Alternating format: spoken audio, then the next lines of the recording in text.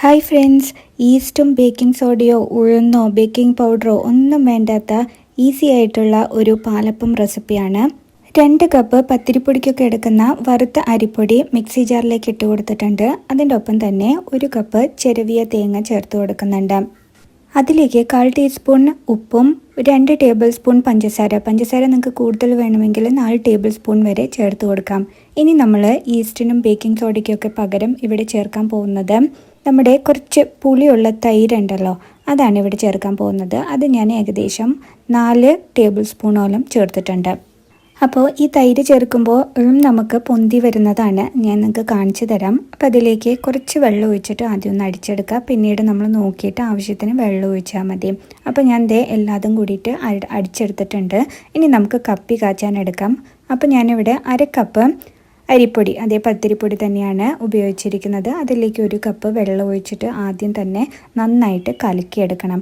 നന്നായിട്ട് കട്ടയൊക്കെ കലക്കിയെടുത്തതിന് ശേഷം മാത്രമേ നമ്മൾ തീയിൽ വെച്ചിട്ട് ഇതൊന്ന് കുറുക്കിയെടുക്കാൻ പാടുള്ളൂ. അപ്പോൾ കൈ എടുക്കാതെ ഇതേപോലെ നന്നായിട്ട് മിക്സ് ചെയ്തതിന് ശേഷം ഇതേപോലെ നമുക്ക് കട്ടിയായി കിട്ടും.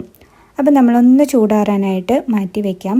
അതിന് ശേഷം കുറച്ച് ചെറു ചൂടോട് കൂടി തന്നെ നമുക്ക് ഈ മാവുണ്ടല്ലോ, നമ്മൾ അടിച്ചു വെച്ചിരിക്കുന്ന മാവ് അതിലേക്ക് ഇട്ട് കൊടുക്കാം. ചെറു ചൂടോടെ തന്നെ ഇട്ടോളൂ കേട്ടോ. അപ്പോൾ നമുക്കത് തൈരിൻ്റെ ഒപ്പം അതൊന്നും കൂടെ പുളിച്ച് കിട്ടാനായിട്ട് നല്ലതാണ്. എന്നിട്ട് നന്നായിട്ട് ഇത് അടിച്ചെടുത്തിട്ടുണ്ട്. അത് നമുക്കൊരു പാത്രത്തിലേക്ക് മാറ്റി വയ്ക്കാം. അപ്പോൾ ഈ മാവ് കുറച്ച് കട്ടിയുണ്ട് കേട്ടോ. അപ്പോൾ ഞാൻ ആ മിക്സിയിലേക്ക് പിന്നെയും കുറച്ചും കൂടെ ഒന്ന് വെള്ളം ഒഴിച്ചിട്ട് നന്നായിട്ടൊന്നും കൂടെ അടിച്ചെടുത്തിട്ടുണ്ട്. അത് ഇതിലേക്ക് ഒഴിച്ച് വയ്ക്കുകയാണ് ചെയ്യുന്നത്. എന്നിട്ട് നമുക്ക് ഒരു സ്പൂൺ ഉപയോഗിച്ചിട്ട് നന്നായിട്ട് ഇതൊന്ന് മിക്സ് ആക്കി എടുക്കാം. അപ്പോൾ ഈ തൈര് ഒഴിക്കുമ്പോൾ കുറച്ചും കൂടെ ഹെൽത്തി ആയിട്ട് നമുക്ക് കഴിക്കാൻ പറ്റും. അതായത് ചിലർക്ക് ഈസ്റ്റും ബേക്കിംഗ് സോഡയും ബേക്കിംഗ് പൗഡറൊക്കെ ഇടുമ്പോൾ വയറിന് കുറച്ച് പ്രോബ്ലംസ് വരാറുണ്ട്.